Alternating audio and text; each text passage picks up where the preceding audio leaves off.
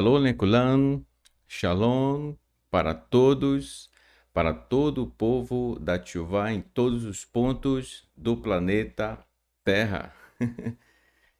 Que bom, meus queridos e amados irmãos, mais uma vez estamos aqui para estudar esta maravilhosa carta escrita por Lucas Maisai Rashlichim, Atos dos Emissários. Para nós da Tchuvá Total, é sempre uma grande honra ter a sua participação e, como sempre faço no início, todos os Morim, da mesma forma quero agradecer a cada um pelo carinho nos comentários dos vídeos, não só aqui no estudo de Atos, mas em todos os estudos, em todas as porções que são apresentadas, em todas as programações da Tchuvá Total, certo? Então, mais uma vez, muito obrigado, Todarabá, que o Eterno vos abençoe 1000 vezes mais. Graças ao Eterno. E no estudo de hoje nós estaremos concluindo aqui o estudo do capítulo 1 da Carta de Atos. E dessa forma, antes da conclusão do nosso estudo de hoje, nós faremos uma breve revisão daquilo que estudamos no capítulo 1, certo? Desde a introdução até o final. Uma revisão só para a gente entender o que foi que nós estudamos até aqui e tirar as lições disso para os nossos dias a respeito de tudo aquilo que já estudamos, certo? Então, lembre-se, estamos estudando uma carta, portanto, ela tem um remetente, que é aquele que escreve, tem um destinatário ou destinatários no plural, tudo bem? Portanto, existem assuntos, temas que são tratados na carta e dentre esses assuntos existem tópicos que não são escritos minuciosamente pelo fato de aquele que escreveu saber que aquele para quem está sendo enviada a carta sabe exatamente do que está falando. Então, alguns detalhes a gente percebe, por exemplo, justamente quando nós analisamos os textos da Torá, dos profetas, dos escritos e das outras cartas que compõem os escritos nazarenos. Então, para os nossos dias, nós precisamos analisar todos esses textos para saber do que está falando, certo? Por isso que em alguns momentos, sempre eu rebusco um texto da Torá, certo? Dos profetas, principalmente no capítulo 2, quando iremos falar a respeito de um dos Moedim, de um dos encontros marcados do Eterno, que é Shavuot, e ali a ação do mover do Eterno, o Ruach HaKodesh. Então nós vamos ver ali Shimon Kefa se pronunciando, fazendo menção a um dos textos dos profetas. Quando chegar o momento, nós vamos ver isso com muita calma, certo? Para a gente poder entender o que acontece ali. Então eu digo aqui o que eu tenho respondido nas perguntas dos irmãos, por e-mail ou aqui nos comentários dos vídeos. Nós precisamos estudar, aprender e principalmente praticar a Torá para nós podermos entender qual o teor do assunto, dos tópicos que são tratados nas cartas.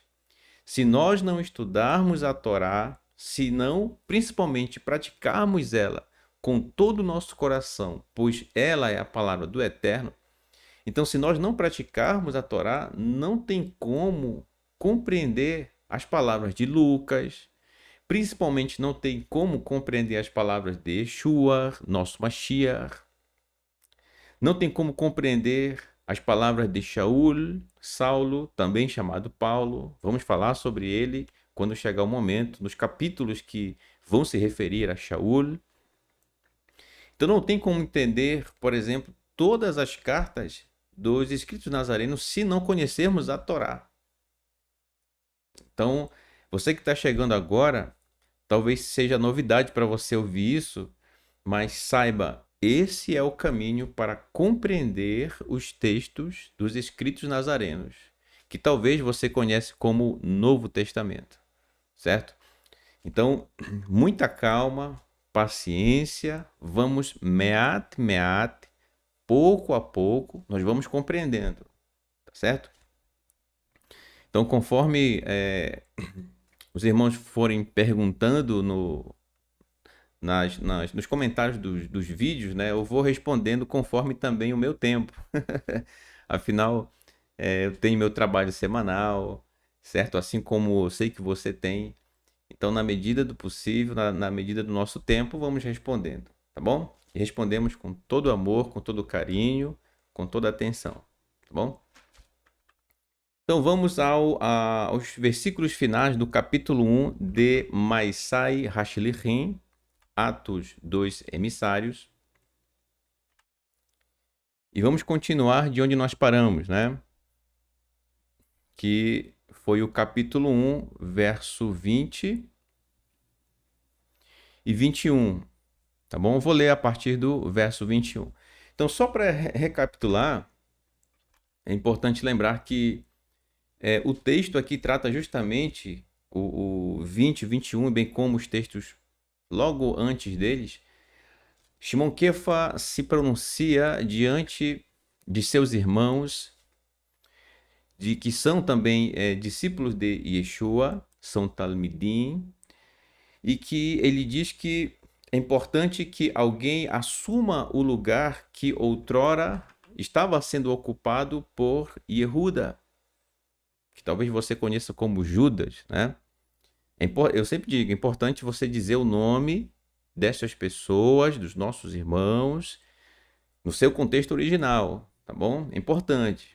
Eu sempre falo aqui, não só eu, mas todos os Morim, nós sempre falamos o nome em hebraico, que é o nome original, e logo em seguida a forma como você que está iniciando em Teshuvá conhece, tá? Mas é importante você falar, você pronunciar, para você até mesmo se habituar com o hebraico, tá certo? Então não é um idioma realmente difícil de se aprender, muito pelo contrário, é um idioma que depende realmente da sua, no mínimo, né, da sua dedicação, e realmente você vai ver que é até mais simples que o nosso próprio idioma, que o português, né? Tá bom?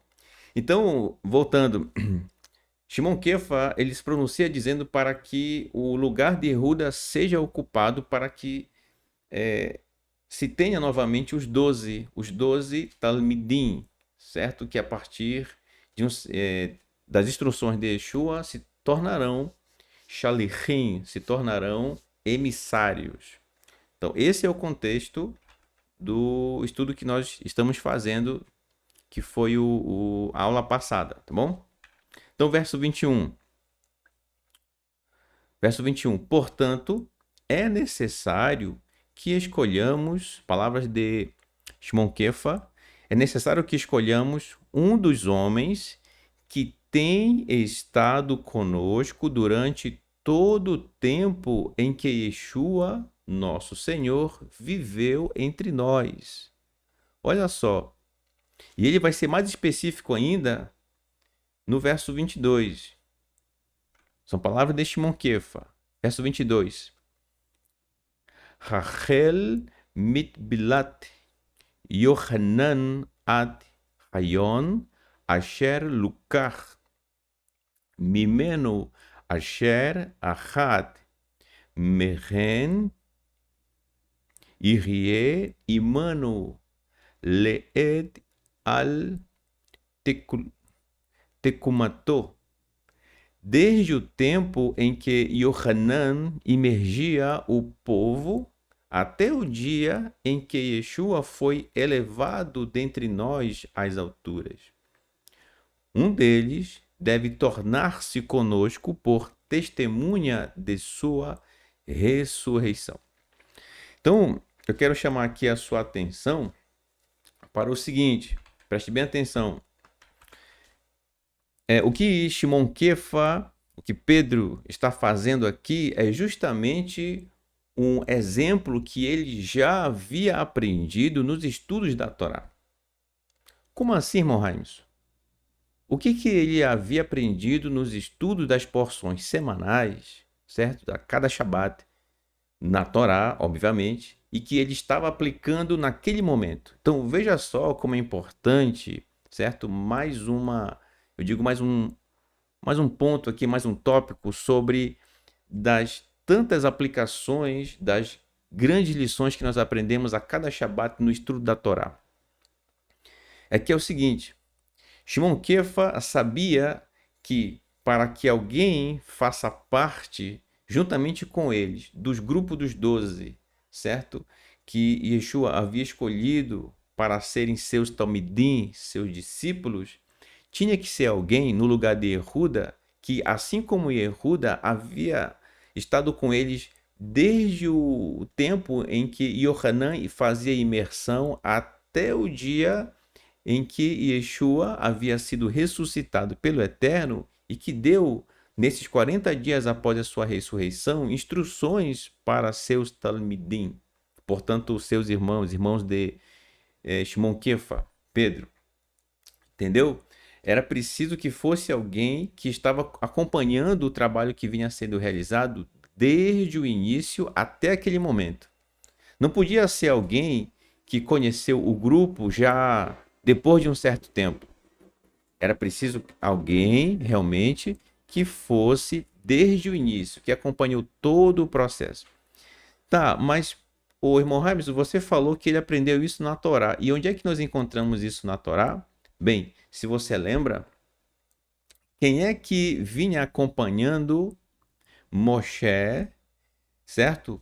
Desde o início, quando o Eterno o chama para guiar o povo de Israel, principalmente quando a Moshe já está no deserto, ali lidando com o povo, quem é que sempre estava ao lado de Moshe? E que não é, não é o seu irmão, ok? Aharon, não estou me referindo a ele. Claro, o seu irmão sempre esteve desde o início, mas o seu irmão já estava na liderança, juntamente com Moshe, diante do povo de Israel. Esse alguém é Yehoshua, certo? Estou falando agora da Torá. Yehoshua acompanhou o trabalho de Moshe, o trabalho de Aharon, bem como de todos aqueles que auxiliavam Moshe na liderança, conduzindo o povo de Israel rumo a Canaã, terra essa que o Eterno prometeu, certo, ao povo de Israel. Portanto, conhecia todo o processo de como era lidar com o povo de Israel. Ele sabia das dificuldades do povo, Yehoshua, ele observava, ele aprendia, estava ao lado de Moshe, certo? Então, ele sabia o que chateava o povo, ele sabia quais os anseios do povo, ele sabia a forma como o povo pensava na época, as dificuldades, certo? Ele acompanhou tudo isso. Portanto, quando Moshe, o Eterno, comunica a ele o fim dos seus dias, então é justamente Yehoshua, conforme eu já falei, está desde o início do processo em que Moshe estava conduzindo o povo, é Yehoshua que o Eterno separa para dar sequência na condução do povo de Israel até a terra de Canaã. Portanto, voltando aos escritos nazarenos aqui, Atos, Shimon Kefa, uma vez que aprendeu isso na Torá, ele está aplicando justamente nesse momento. Portanto, para substituir Yehuda, tinha que ser alguém que estava juntamente com eles desde o início. Uma pessoa que estava ali sempre perto, acompanhando, aprendendo, que ouviu da Torá, realmente ensinada e praticada por Yeshua, nosso Mashiach. Olha só. Então, isso não é diferente, por exemplo, dos nossos dias. Quando, por exemplo, um pai ele quer instruir seu filho ou sua filha na administração do trabalho da sua empresa, né? Então, ele separa ali aquele filho ou aqueles filhos, né, se forem vários, para acompanhar o trabalho diário, para saber as dificuldades, os problemas, como é que se resolve isso e aquilo, para que quando aquele pai ou aquela mãe, né, ou aquele o mais antigo dono, né, o proprietário, para que quando ele não consiga mais ter forças para conduzir a empresa, por exemplo, o seu filho ou a sua filha consiga dar sequência realmente ao trabalho que vinha sendo desenvolvido pelo seu pai. Certo? Alguém que desde o início está acompanhando. Então, da mesma forma, se comporta Shimon Kefa. Então, esse é o contexto do momento. Olha só como é importante, né? Eles não apontam qualquer um. Eles não vão colocar realmente uma pessoa que conheceu o grupo agora. Tá bom? Então, vamos voltar ao texto e dar sequência à leitura.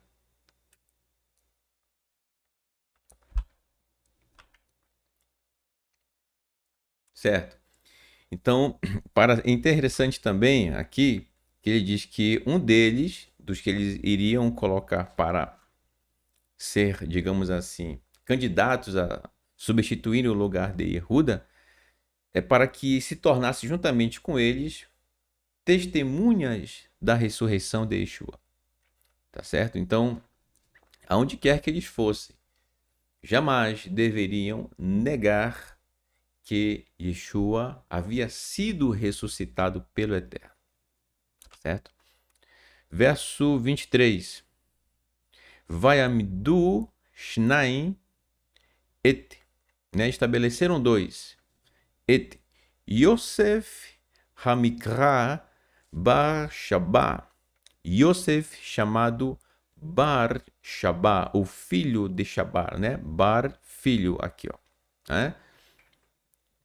Umeruná Justus. Olha só, cognominado justo.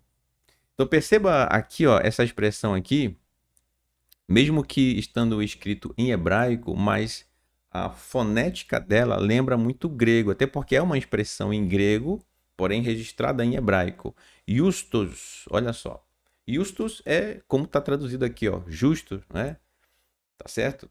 Então você já percebe aí algumas expressões, certo, do grego aparecendo na época. Então isso, de alguma forma, a cultura grega, pelo menos a linguística, de alguma forma, influenciou na época. Vocês vão ver aqui, em alguns momentos, algumas expressões aqui, nas palavras em hebraico, realmente citando isso. E esse aqui é um exemplo, certo? E não somente Yosef Bar Shabá, uma outra pessoa também foi indicada como uma possível pessoa para ficar no lugar de Yehuda. Ve'et Matitiahu, e Matitiahu Matias, certo? Traduzir, ou melhor, não se traduz nome, tá, gente? Mas foi escrito em português ou traduzido como Matias, tá? Mas é Matitiahu. O que é Matitiahu? Mateus, tá certo? Então, são estas duas pessoas que, com certeza, pelo fato de terem sido indicadas como possíveis substitutos de Yehuda, que estavam desde o início, desde quando Yohanan emergia no Yarden até o dia em que Yeshua havia sido elevado pelo Eterno. Então são estes dois, tá certo? Verso 24. Vaitipalu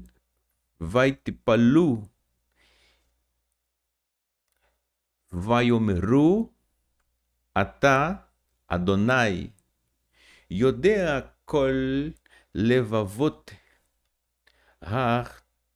Harenu Na Et Hachat Min Hashanai Asher Ata Baharta Bo. E eles oraram ou rezaram, certo? É a mesma coisa. Essa expressão, né? Orar ou rezar é justamente que é estas três letras aqui, ó. O Tav, o P e o Lamed, certo? Que vem da expressão tefilá, oração ou reza, certo? E eles oraram ao Eterno e disseram: Tu, Eterno, certo? É exatamente o que está aqui, né? Atá quer dizer tu. Tu, Eterno, que conheces todos os corações, mostra-nos qual dos dois tu escolhestes. Ki yakar gora raivodah azot umalahu ya asher Yehudah sata mealecha vaile limkomo shelo, para assumir esta obra e o ofício de mensageiro do Eterno que Yehuda abandonou, indo para o seu lugar ao qual pertencia, certo? Então, a primeira coisa que eles fizeram foi realmente perguntar ao Eterno, apresentaram a situação ao Eterno sobre quem deveria substituir ou ficar no lugar de Yehuda para formar os 12. Certo? Portanto, percebam que não foi algo realmente somente por eles, né? Na verdade, eles apresentam ao Eterno a situação para que o Eterno os conduza. Pois, afinal, se eles estavam sendo guiados pelo mover do Eterno, Ruach Kodesh, então faz todo sentido eles fazerem em oração esta petição ao Eterno sobre qual dos dois, Yosef e Matitiahu, qual dos dois deveria assumir o lugar de Yehuda. Certo?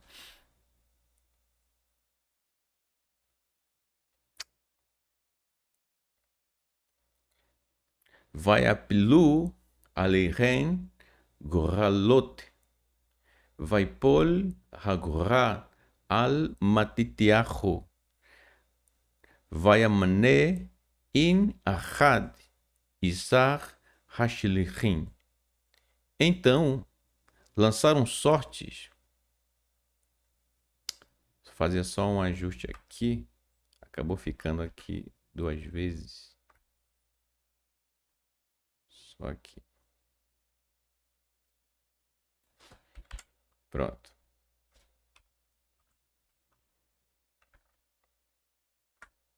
Pronto. Então lançaram sortes para decidir entre os dois. E a sorte caiu sobre Matitiahu, Matias. Então ele foi acrescentado aos 11 emissários.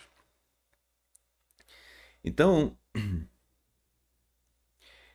talvez alguém perguntaria, puxa, mas nessa oportunidade, por que Shaul não foi acrescentado, né? Já que nós sabemos que mais tarde ele realmente vai assumir essa missão, né, de se tornar um shaliach, um emissário. Bem, lembra-se do que nós lemos ainda há pouco? Quando Shimon Kefa, ele propôs realmente que fosse uma pessoa que estava desde o início do ministério de Yeshua, e Shaul não estava lá, certo? Não estava ali. Eles precisavam de alguém que fosse próximo deles, que estava desde o início. Shaul não preenchia esses quesitos. Portanto, nesse momento, ele não poderia fazer parte, certo? Falando nisso, nesse momento, eu digo nesse momento temporal mesmo, Shaul ainda, digamos, vai aparecer nos textos perseguindo realmente aqueles que confiavam na Torá através de Yeshua. A própria ressurreição de Yeshua, que foi realizada pelo Eterno, que é justamente um dos pontos chaves onde toda a revolta por parte daqueles que não confiavam nisso, que não acreditavam nisso, estava realmente vindo à tona de uma forma em que Shaul já estava perseguindo, isso vai aparecer nos textos, certo? Perseguindo, prendendo e matando a todos aqueles que confiavam em Yeshua, certo? Quando eu digo confiavam em Yeshua, confiavam na Torá através dos ensinos de Yeshua. É isso, tá bom? Então veja só. E a sorte caiu sobre Matitiahu. A sorte, no caso, né, eles fizeram uma espécie de sorteio. Havia várias formas de se fazer isso.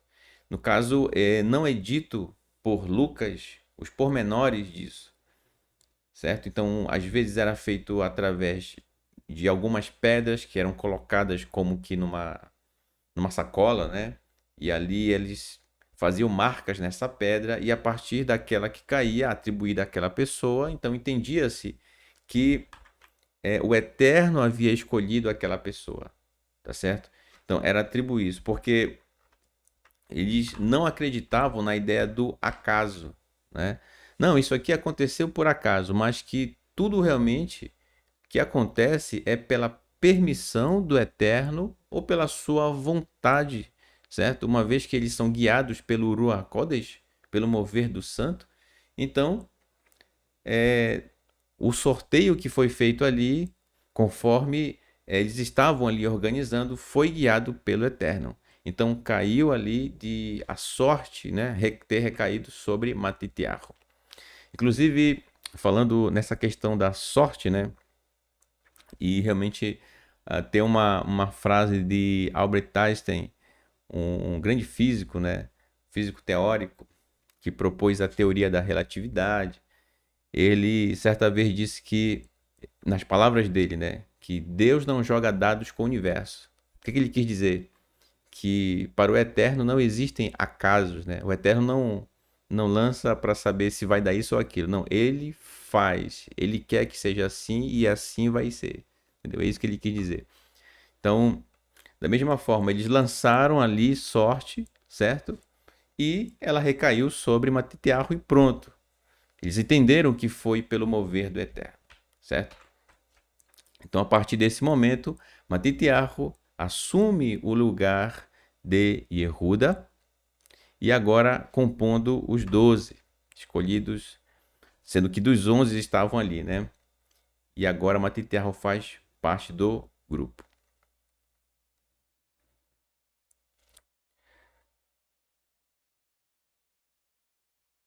Certo. Então, eu quero aqui, esse é o último texto.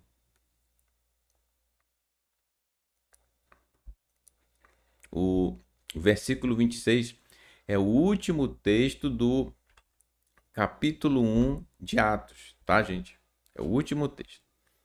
Então, o que eu separei além do último texto, como eu falei no início aqui do nosso estudo de hoje, nós vamos fazer aqui uma breve recapitulação daquilo que estudamos desde o início, tá certo?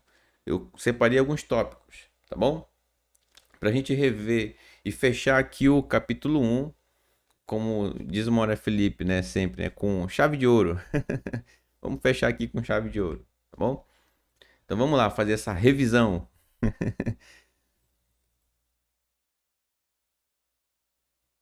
Tá. Então, nós temos aqui o capítulo 1, tá? Só que antes do capítulo 1, nós fizemos uma introdução, se você lembra, tá?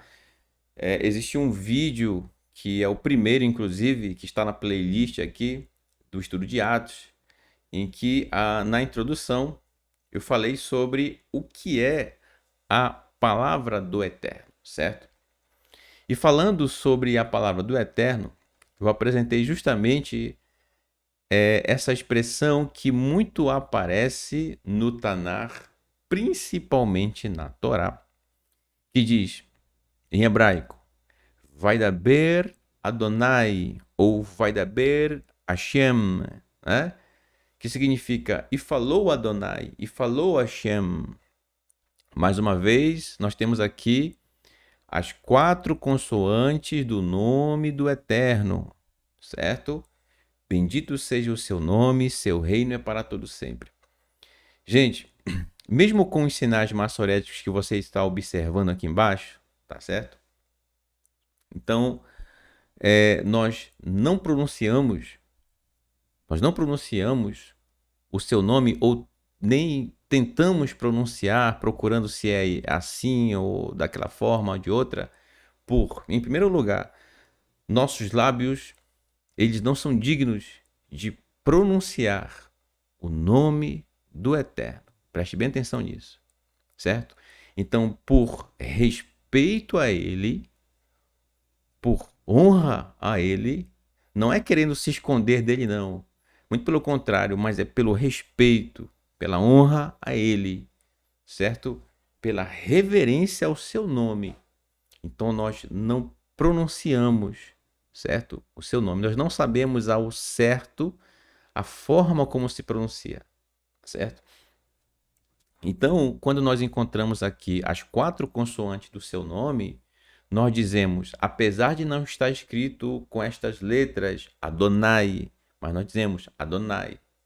Nós também às vezes dizemos o Eterno. Não está escrito o Eterno, mas só tem um Eterno, gente, que é o próprio Eterno, o Criador, que é antes de todas as coisas, tá certo? Também nós dizemos Hashem ou Hashem, que significa o nome, que é esse nome aqui, ó, as 4 consoantes do seu nome, entendeu? Então aqui no canal geralmente a gente diz o Eterno, certo? Então é por isso, tá? Você que, inclusive eu acho que eu já tive a oportunidade de responder que essa foi uma das perguntas no comentário dos vídeos, tá? Aqui do estudo. Então essa expressão, gente, vai da beira Adonai e falou Adonai, ela aparece no Tanar, certo? No Tanar, para quem está chegando agora, que você conhece como, entre aspas, Antigo Testamento, que de antigo não tem nada, de ultrapassado, longe disso, mas o Tanar, certo? O Tanar, que realmente está registrado ali 252 vezes essa expressão que você está vendo aqui em hebraico, que é a língua em que foi escrito o texto, tá? Aparece 252 vezes. Sendo que destas 252 vezes, 240 estão na Torá. Eu falei isso na introdução, estou relembrando você, tá? E para quem está chegando agora, está ouvindo agora, talvez pela primeira vez. Portanto, 90%, mais de 90% dessa expressão e falou Adonai está justamente na Torá, portanto, nos 5 primeiros livros da Bíblia, a Torá. Gênesis, Êxodo, Levítico, Números e Deuteronômios, tá certo? Esses 5 primeiros livros realmente está justamente essa expressão. Talvez você se pergunte, mas sim, Mohamed, mas como assim? E o que isso tem a ver? Aí eu vou repetir o que eu falei lá na aula da introdução, para a gente relembrar aqui, tá? Ora, como é que você sabe o que é a palavra do Eterno e o que é a sua palavra? Vamos lá. A sua palavra são as palavras que saem da sua boca. A minha palavra são as palavras que saem da minha boca. É aquilo que eu digo, a minha palavra. Agora, a palavra do Eterno, da mesma forma, como nós estamos dizendo, são as palavras que saíram da boca dele, certo? Aí eu pergunto, onde foi que o Eterno fez pronunciamentos? Onde foi que ele falou? Onde ele realmente desceu no monte, a sua presença ali, que foi no Sinai, e fez pronunciamentos. São as 10 palavras, 10 pronunciamentos. Ele deu instruções ali no monte que fica no Sinai. Entende? E onde é que está registrado isso? Na Torá. Então, sendo assim, a palavra do Eterno é a Torá. Então, o que acontece com o livro dos profetas, os escritos e os escritos nazarenos? Bem, neles contém a palavra do Eterno, porque fazem menção a ela. Olha só. Né? Então, o Eterno falou com os profetas? Sim, falou. E quando ele falou, falou baseado naquilo que ele já havia dito lá no Sinai. Olha só, então a base de tudo que o Eterno fala vem dos 10 pronunciamentos, certo? As instruções, toda a instrução que o Eterno ele deu para o povo de Israel realmente é baseado nos pronunciamentos que ele fez no Sinai. Portanto, faz todo sentido, né, dizer que Nos profetas, nos textos, contém a palavra do Eterno? Sim, contém. Pelo fato de fazer citações a os pronunciamentos do Eterno no Sinai. Olha só. Nos escritos nazarenos, contém a palavra do Eterno? Sim, contém, pois todas as instruções que estão nos escritos nazarenos são baseadas nos pronunciamentos que o Eterno fez no Sinai. Entendeu? Agora, a palavra, o que ele falou, está registrado nos 5 primeiros livros de sua Bíblia, que talvez está aí na sua estante, né? Guardadinha, tá bom? E que você tem contato com ela diariamente, tá certo? Então, veja só que essa foi a nossa introdução, certo? Quando nós tivemos a oportunidade de fazer. Eu só estou aqui relembrando, tá, gente? Para você ver o estudo completo da introdução, é o primeiro vídeo que fica na parte de cima na playlist, tá certo? Também nós falamos aqui, agora sim, no capítulo 1, nós falamos sobre o Ruach HaKodesh, aqui, tá? Que significa o mover, Ruach, mover. Ha, artigo definido, né? O, a, os, as. Ou do, da, dos, das. No caso aqui, Ruach, mover do santo, né? Kadesh, vem de Kadosh, santo. Mover do santo. E aqui nós temos o seguinte. O que é, como nós já inclusive falamos, né? Fazendo essa revisão. O que é o mover do santo, que é o eterno no caso? Bem, o mover do santo, o mover do eterno, é a atuação dele, é ele movendo, atuando, agindo, realizando. Não é alguém diferente dele, não é um outro ser do lado do eterno, né? O eterno aqui e o Ruach aqui, não, né? Também não é 3 que se formam em um, não é 4 que se formam em um, nem 5 que se formam em um, não. O Ruach Kodesh é o próprio eterno. É ele agindo, atuando, entendeu? Como eu acabei de citar. É ele realmente movendo as situações, dando as instruções. Ruach HaKodesh, certo? Então, perceba, quando nós temos essa expressão muito presente, inclusive, nos escritos nazarenos, certo? Toda vez que você vê a citação do Ruach HaKodesh, entenda, é o eterno atuando, é ele agindo, é ele fazendo e realizando. Ele mesmo, tá? Não é alguém fora dele ou um outro ser diferente dele. É o próprio eterno atuando, tá bom? Também nós falamos no capítulo 1 a respeito do Malchut HaElohim, isto é, do reino de Elohim, tá certo?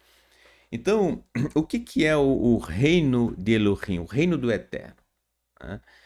Muitos imaginam o reino do Eterno, a princípio, como um espaço físico. É, também, tá? Também. Mas calma lá, antes de você pensar num reino, espaço físico, que será, certo? Não estou dizendo que não é. Sim, também. Quando eu digo também é porque tem algo que vem antes e que você não pode deixar passar batido isso, não pode passar desapercebido, tá? Lembre-se, como nós já comentamos, todo reino existe princípios, existem normas, existem orientações para se viver nesse reino. Não se vive em um reino de qualquer forma, de qualquer jeito, certo? Afinal, todo reino, existe aquele realmente a quem pertence esse reino. Neste caso, se você lembra, tá certo? No estudo que nós fizemos, em Lucas capítulo 17, está registrado no verso 21, Lucas 17, 21, certa vez Yeshua disse: porque o reino de Elohim está no meio de vocês, certo?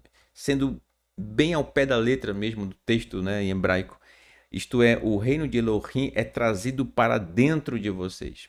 E se você lembra do que está registrado nos profetas sobre a aliança que o Eterno diz fazer com a casa de Israel e com a casa de Yehuda, bem como com todo aquele realmente que ama o seu Shabat, certo? E o que é essa aliança? É justamente escrevê-la, que é a Torá, a aliança do Eterno, escrevê-la no nosso coração. Portanto, quando Yeshua diz que o reino do Eterno é trazido para dentro de nós, isto é, toda vez que uma pessoa permite ou se permite ser escrita em seu coração da parte do Eterno a sua Torá, então o reino do Eterno é trazido para dentro dessa pessoa. Isto é, a Torá, se você... O que significa ter ela escrita em nosso coração? Significa que os nossos desejos, de tudo aquilo que fazemos, se a base dos nossos desejos é justamente a obediência à Torá, que é a palavra do Eterno, então o reino do Eterno está dentro de nós. Você está entendendo? Nós falamos sobre isso no estudo anteriores a este, certo? Sobre o Malhut Elohim.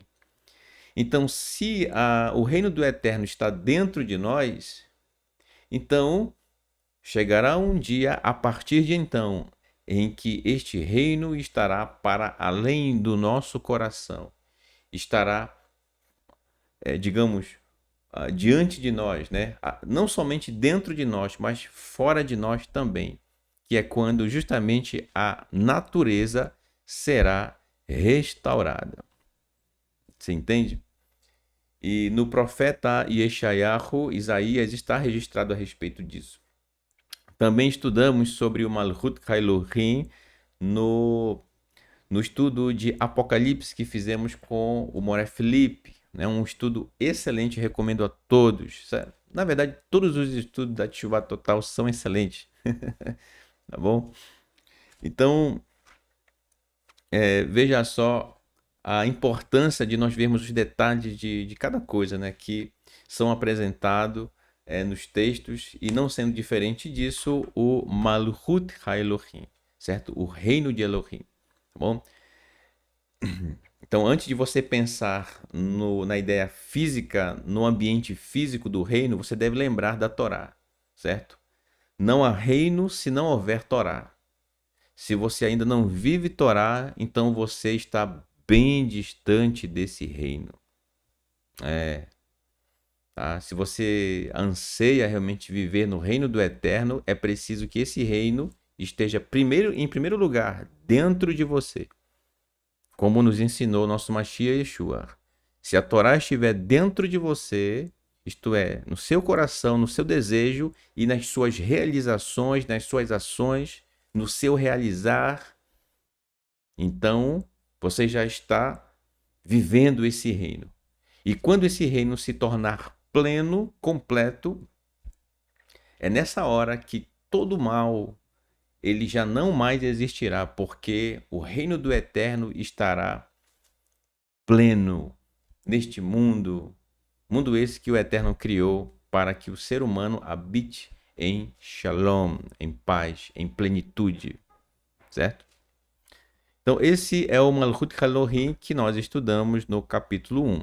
Além dele também estudamos a respeito da imersão em água e da imersão no Ruach HaKodesh.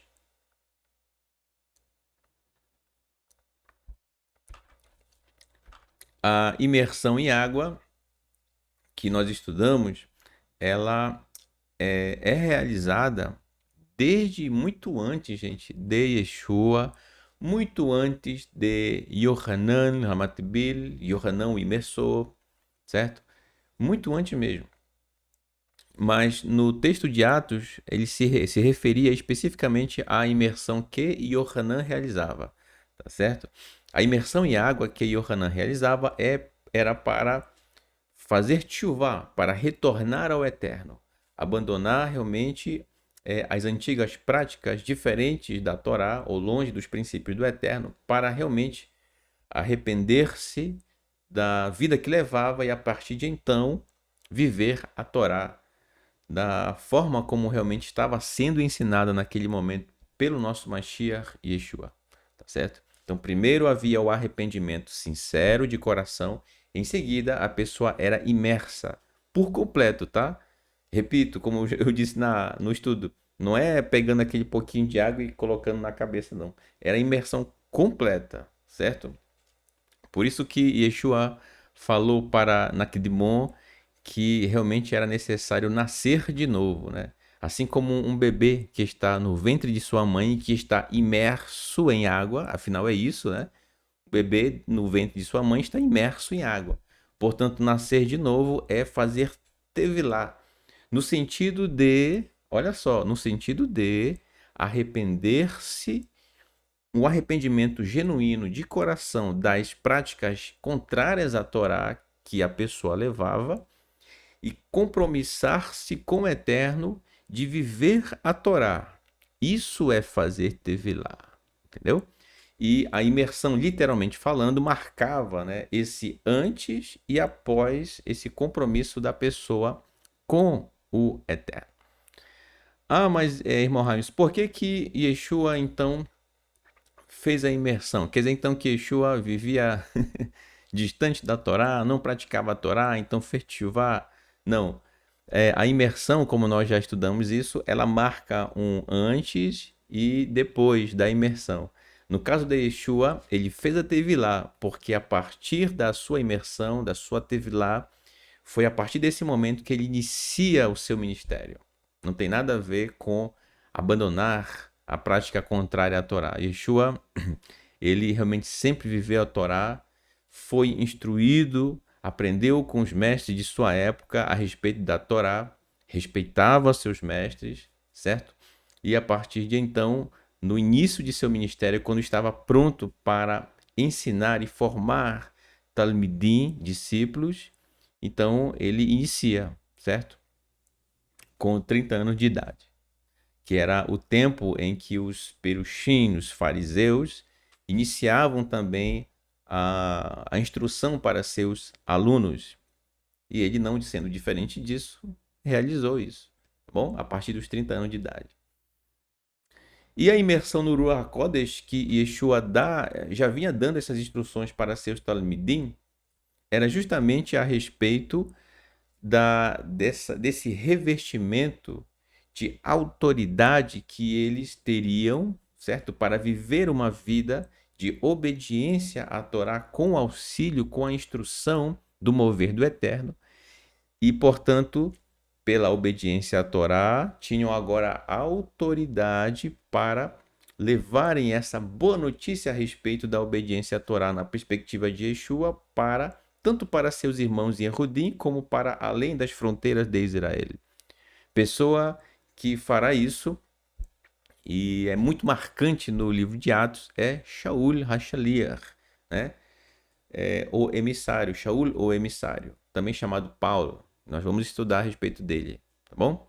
Então, o Ruach HaKodesh, que, digamos, foi derramado na celebração de Shavuot, que está no capítulo 2, e que vamos estudar muito em breve, e Mitzvah Hashem, se o Eterno assim nos permitir.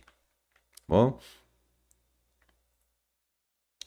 Também nos estudamos a respeito da elevação de Yeshua e a expectativa de seu retorno, certo?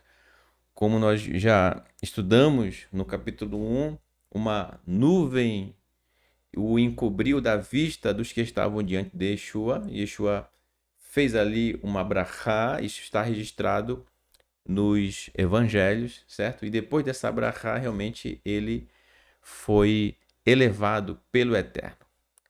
Ele foi ocultado e se tornará conforme os dois homens vestidos de branco que estavam próximos dos talmidim, das pessoas que estavam ali, certo? No Monte das Oliveiras, e disse realmente que da mesma forma que ele foi elevado, tomado, da mesma forma ele retornaria.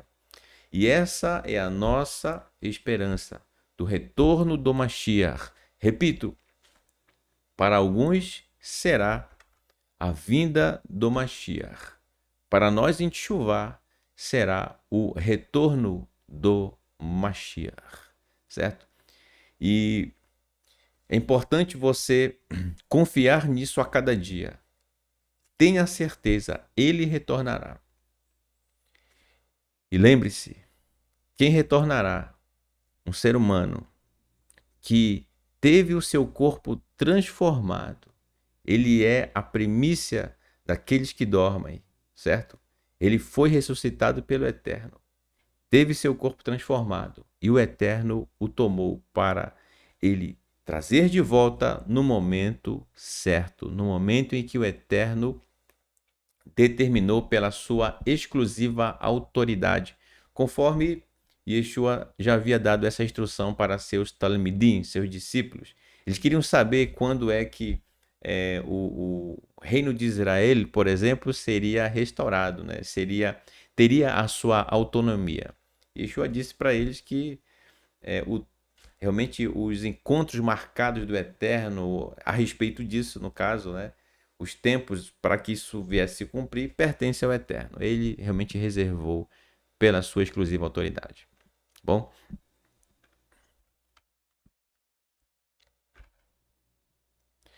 E também nós estudamos sobre a família de Yeshua, né? Não sei se para alguém aqui foi novidade, talvez para muitos não, né? Porque este é um assunto que quase não se fala, que é a respeito da família de Yeshua, certo? Yeshua tinha um pai, certo? Yosef, inclusive aprendeu a profissão de seu pai, tá certo? Carpinteiro. Tinha uma mãe, Miriam, tinha irmãos e irmãs. Sobre os irmãos e as irmãs dele é citado, tá aqui a referência, tá? Para você conferir depois. Está também no estudo, eu acredito que seja na parte 4 do capítulo 1 das nossas aulas. Em Matitiahu, Mateus capítulo 13, versículos 55 e 56, fala justamente a respeito, inclusive, dos nomes, mas é citado apenas o nome dos homens, tá certo? Irmãos de Yeshua. Da mesma forma, em Marcos capítulo 6, versículo 3, tá certo? Como nós dissemos, então, Yeshua, ele tinha quatro irmãos, homens, tá? E diz o texto que suas irmãs, plural, irmãs, estavam lá também. Portanto, 4 mais 2, né? 6 com Yeshua, 7. Então, Miriam foi uma mulher plena, porque teve, no mínimo, com certeza, no mínimo, ela teve 7 filhos. Poderia ter tido mais? Sim, pode ser. Mas com toda certeza, no mínimo, pelo menos 7 ela teve. Pode ter tido 8, 9, mas 7 com certeza ela teve. Tá certo? Então, uma mulher plena, né? 7. 7 é o número da plenitude completo, né? Veja só. E, por último, para a gente concluir aqui o nosso estudo neste grandioso dia, acabamos de tratar a respeito da escolha de um talmid, de um discípulo, para completar os 12 emissários, cuja sorte, conforme os textos que nós lemos ainda há pouco, a sorte recaiu sobre Matitiahu, tá? Sobre Matias. E ele realmente passou a fazer parte dos 12.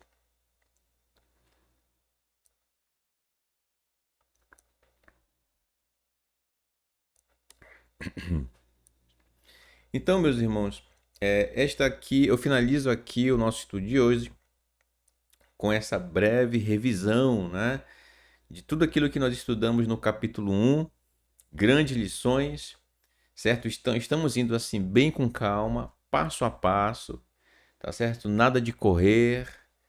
E o capítulo 2 está à porta. E Imitse Hashem, na próxima quarta-feira estaremos iniciando o capítulo 2, hein? Então, Eu também tenho grande expectativa por esse maravilhoso capítulo que iremos estudar. Agradeço ao Eterno pelo capítulo 1 que nós conseguimos aqui cumprir, certo? O estudo dele. Existem mais lições? Sim, com certeza, né? Mas dentro daquilo que o Eterno nos tem dado a capacidade de poder produzir esse estudo, aqui nós apresentamos com todo carinho, de todo o coração, para você que nos prestigia com a sua participação, tá? Eu espero realmente estar contribuindo para o nosso aprendizado. Afinal, eu também, quando estudo, todos nós, gente, somos Talmid do Eterno. Nós somos discípulos do Eterno, discípulos do nosso Mashiach, Yeshua, que nos ensina de uma forma tão elevada a praticarmos a Torá. E como eu sempre venho dizendo, o contexto, certo, do texto que nós estamos estudando é judaico. Não podemos fugir disso, certo? Não podemos cometer o mesmo erro que foi realizado durante muito tempo, que é justamente desaculturar os textos, certo? Descontextualizar os textos. Estamos aqui falando de Atos, mas isso se aplica aos outros textos também, tá? Dos escritos nazarenos. Então, é uma injustiça muito grande, certo? Isso. E estamos aqui honrando o texto da carta de Atos, no sentido de, como diz o banner, né, do nosso estudo, leitura interpretada no seu contexto original, que é o contexto judaico, certo? Portanto, existem expressões ali no texto que fazem link ou relação com a Torá, com os profetas, com os escritos. O Tanar. E não podemos fugir disso, tá certo? Repito, os Talmid, bem como todas as pessoas daquela época da carta, não abandonaram a Torá, né? Que isso nunca aconteça, certo?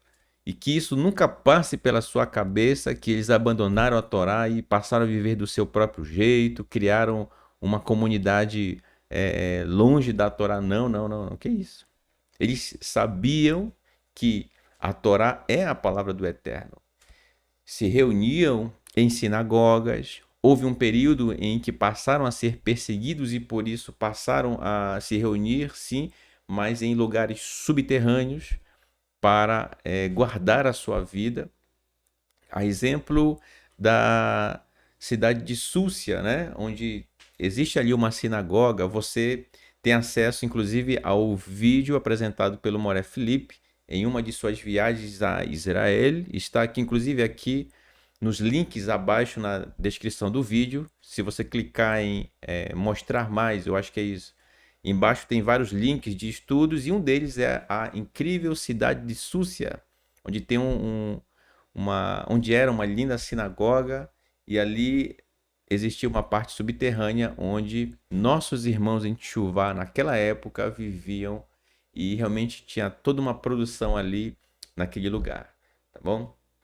Então, gente, é uma honra poder estar apresentando esse estudo mais este dia e eu espero que até o final da carta estejamos apresentando aqui, certo? Agradeço mais uma vez a sua participação, agradeço realmente a sua atenção, eu espero realmente estar contribuindo com o seu aprendizado, tá bom? Assim como eu estou aprendendo a cada dia, tá bom, meus queridos? Então, eu desejo a você, tá bom? Hag Sameach Hanukkah. Estamos celebrando Hanukkah, tá bom? E que a cada dia possamos nos lembrar dos nossos irmãos que não negaram a Torá, mas que permaneceram firmes. Alguns perderam sua vida, porém perderam sua vida, tiveram suas vidas ceifadas confiando na Torá. Alguns sobreviveram confiando na Torá. Então, seja diante da bonança, seja diante de momentos difíceis, nunca abandone a Torá, pois ela é a palavra do Eterno. ela é a palavra de vida que tanto nos ensinou nosso Mashiach, Yeshua, de forma plena a praticá-la, certo?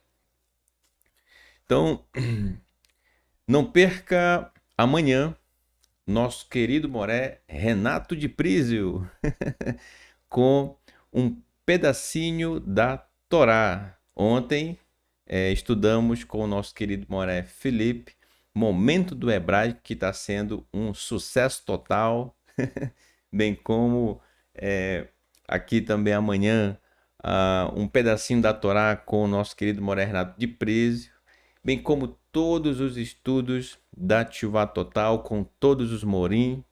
Um grande abraço a todos os professores da Teshuvá, você que nos acompanha, tá bom? Nos encontramos aqui amanhã, tá certo?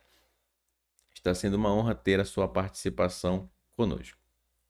E eu vou me despedir de vocês nessa noite, certo? Desejando um Laila Tov e deixando aqui o meu Todarabá.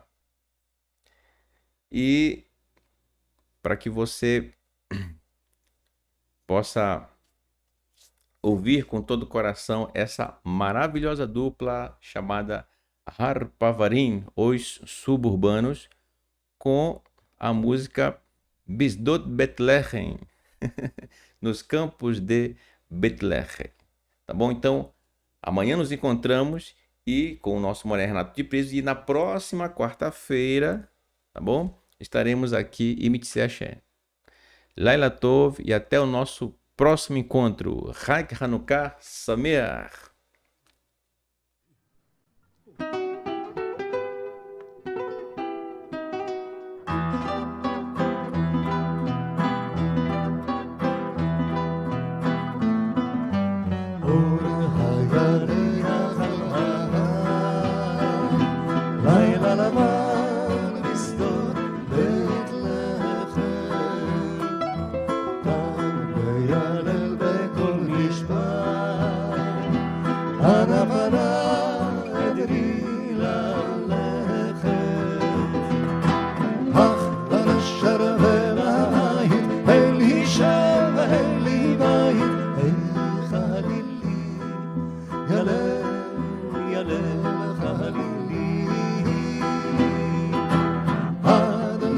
הוסיף ללכת, ואם תרמי לרועים על שכם, חלילי, ילל, ילל, חלילי.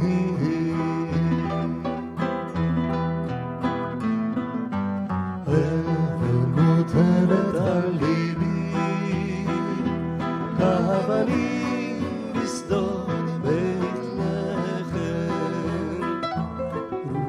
רוח עובר בסביב, הנפנה אדרי ללכת.